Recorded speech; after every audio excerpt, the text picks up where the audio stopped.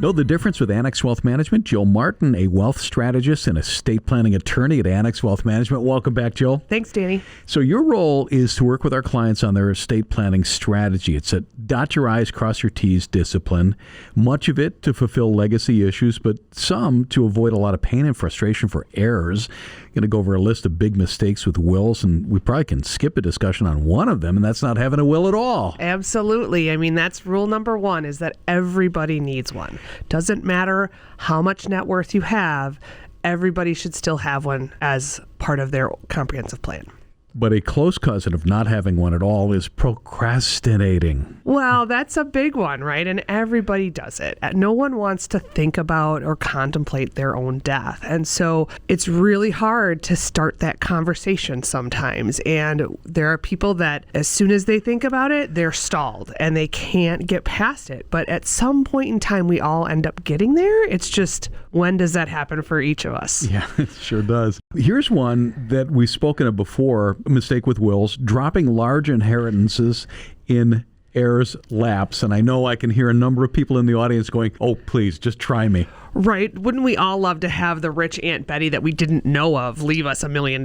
Sure. But what we're talking about here is really thinking through, are those people capable of handling a large inheritance? More so than great that you have it, but right, when we're talking about minor children or young beneficiaries that aren't established in their life, and all of a sudden it's almost like a lottery win.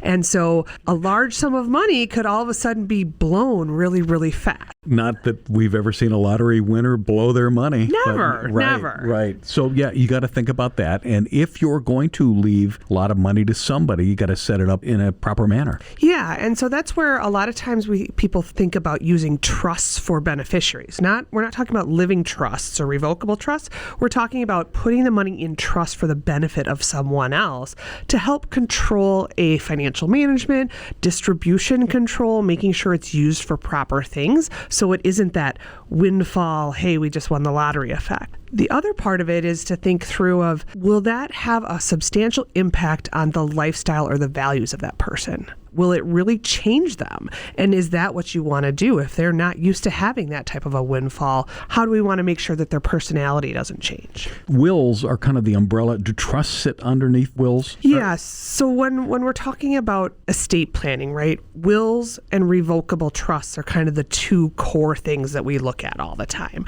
Basically, the difference is wills, we end up going through probate to have them administered and settled, whereas with revocable trusts, we don't. And so what we're trying to do is decide, do we want court involvement? And sometimes we do, or don't we? As soon as you said, and sometimes we do, I was about to say, do we? I don't think we do. There are times when a probate proceeding is preferred.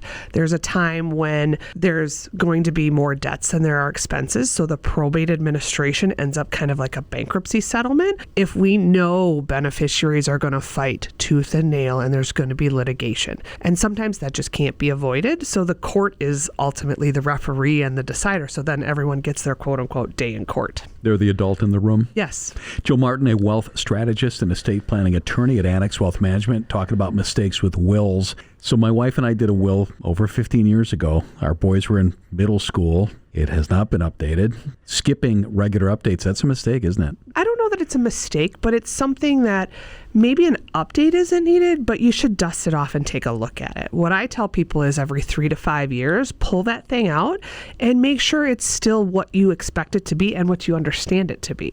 That's where a lot of times people do something and they forget what it says. So that's where I come into play for our clients here at ANNEX, is to, hey, let's dust that off. Is this what you remember it being? And if not, hey, let's refresh your memory and make sure that this is what you want. Or if it's not, then we need to make updates.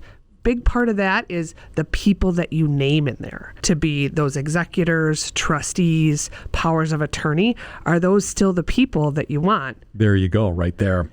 We mention this often, but it still happens. Mismatching beneficiaries. Happens all the time. And so what happens is if your estate plan says, I leave everything to my 3 kids, but the beneficiary designation on that long lost life insurance policy or that old 401k for some reason only names 2 of those kids, we've unintentionally disinherited that third because we forgot to update things. And so we really want to make sure as part of that plan, once you get the documents done as part of that estate plan, you got to go double, triple check every asset, every account to make sure it's going to follow that plan. And our final point, and I guess we should just use the word transparency. It really helps, especially when you want to head off conflicts. Yeah, so transparency, aka communication, making sure that everyone knows what's going on, right? You never want to have unexpected things happening for your heirs because they may have a preconceived notion about what they are going to inherit. And if all of a sudden you haven't done anything to combat that or to tell them, no, this is how it's going to be, that's where things head towards litigation